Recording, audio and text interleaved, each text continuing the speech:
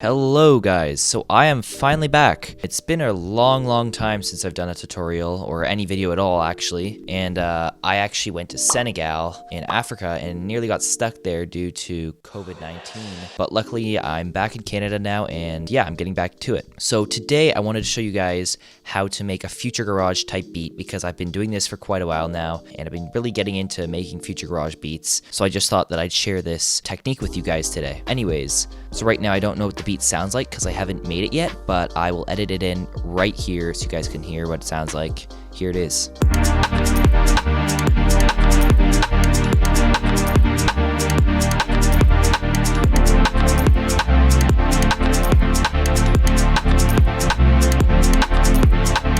And yeah, that's the beat. So let's go ahead and make that. So first of all, I've got this little loop here that I want to play for you guys. Just a re-space.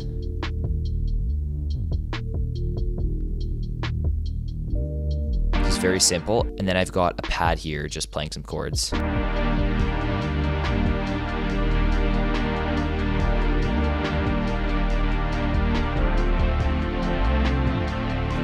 Anyways, let's jump into this. I just made a MIDI clip here, and now let's import some samples. So there are some certain samples in Future Garage that are especially popular. First of all, I'd say you want a pretty snappy, short, and pretty dark kick. Nothing too hard, so like this one here. For the snare, I actually like to use a rim shot, this sound right here. That's a really popular sound. So now let's create a pattern. One of the most popular patterns in Future Garage is a pattern that goes sort of like this.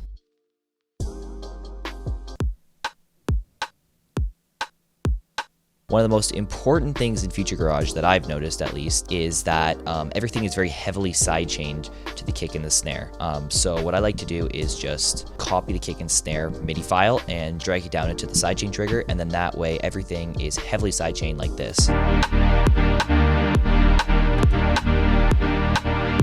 So now let's move on to the top drums. In here somewhere we've got a shaker, if I can find it. Yeah, that sound right there. And one trick that I like to do is I like to just put it on the off beats. So I'll show you what I mean here. So just like that, and then you just copy that and paste it throughout the whole thing. And I'm actually gonna speed it up a little bit. Yeah, that sounds cool. Anyways, that's a good start. Now, the important part is all the percussion. There's a lot of little clicks and percussion hits here that I like to use, especially this one here. That's a really useful one. So what I like to do is just grab all my samples and percussion and just plop them in here, and then afterwards I'll show you what I do with them in the MIDI section. So let's find some more samples. Okay, so now I have found a whole bunch of percussion samples here. So what I'm gonna do now is just sort of arrange them in here in a 16-bar sort of pattern, and then afterwards comes the important part. So anyways, let me just quickly arrange these into some sort of pattern.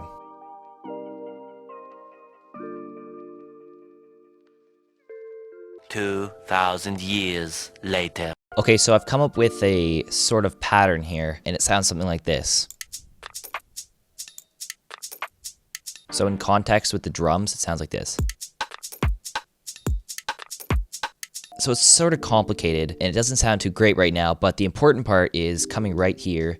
It's where we have to swing everything. So what I'm gonna do is search for 16-note swing. So this actually sounds pretty good here. Have a listen.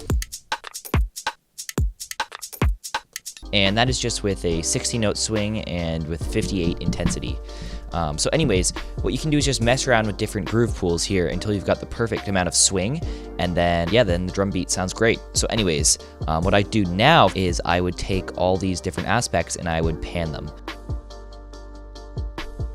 And that is pretty much how you make a beat.